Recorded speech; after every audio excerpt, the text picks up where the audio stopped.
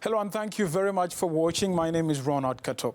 So Somalia's elections are due in a few days. The exercise has been delayed since last year as the central government, headed by President Mohamed Abdullahi Mohamed, also known as Farmajo, and regional government leaders squabbled over election rules and the composition of the electoral board. Joining us now to shed more light on the Horn of Africa country's election crisis is Omar Mahmood, a senior Somalia analyst at the Crisis Group. He joins us over Skype. Thank you very much, Omar, for your time. Elections in Somalia, Omar, have always been a complex affair. Tell us why this election is pretty much different from the ones we've seen before.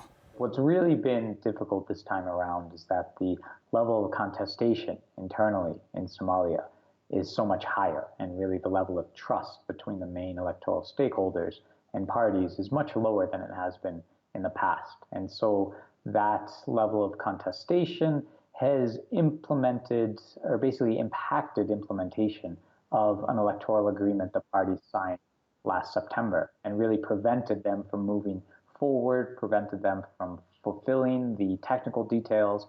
And that's why we're actually coming very close to February 8th, the end of the presidential mandate, without any real preparations or any real prospect of that vote taking place ahead of that. Omar, so central government leaders, including President Farmajo himself, are meeting with leaders of the regional governments at a conference in Dusamarev, and as they have said, to try and achieve some sort of consensus before the vote. What are your thoughts about this? Well, it's a good step, but it's also quite late, very late in the game, because as I mentioned, we're only a few days away from the end of the mandates of the president. And so that's why getting to the table now is at least a positive step. It's seen a bit of as a last-ditch effort. If the parties can come to a consensus that basically comes up with a new timeline for the election, I think that's seen by most as the best-case scenario, more or less prolonging the current dynamics. But the big X factor is, what if there is no agreement? What happens in that case? Then Somalia is in uncharted waters, because there have been electoral extensions in the past, but they've always been preceded by consensus. The other question is, even if you do get to an agreement, what sort of guarantees or what mechanisms can you put in place to ensure we're not at the same position a few months down the road? Given the level of distrust is so high when it comes to implementation, there's all sorts of disputes and disagreements around that. So I think those are some key questions that will have to come out of this, because otherwise I worry that we'll have an agreement, we'll have an extension, and a few months from now we'll be having the same conversation.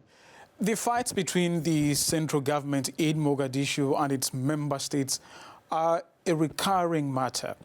What do you think can be done to avoid them or even mitigate the risk of armed confrontation in the future? Well, I think that should be the number one priority post-elections, whether that's a new administration or the continuation of this one, resetting that relationship between the center and the periphery in Somalia, so between the federal government and the federal member states. That starts with rebuilding trust, and then I think the key component of that is dialogue, regular and active dialogue. Over the last administration, we saw large segments of time go by without even consultative meetings between the federal government and the member states. And so I think instituting a mechanism where there's regular convening, whether that's monthly, whether that's quarterly, where the leadership's getting together, at least gets them to the table, gets them in the room, gets them talking about the same issues, and rebuilds trust. After that, then you have to tackle some of the more fundamental, thornier issues, which relate to an imbalance or different perceptions of Somalia's federal model, where that relates to power sharing, wealth sharing, resource sharing, those aspects. So I think there's some fundamental questions that also need to be addressed as Somalia is still rebuilding its institutions and instituting the federal model. That will have to be compromised and worked out. But the first step is really getting everyone back to the table and getting everyone talking to each other on a regular basis. Omar Mahmood, a senior Somalia analyst at the Crisis Group, joining us from Nairobi, Kenya. Thank you very much, Omar, for your time. Happy to be here. Thank you very much for watching.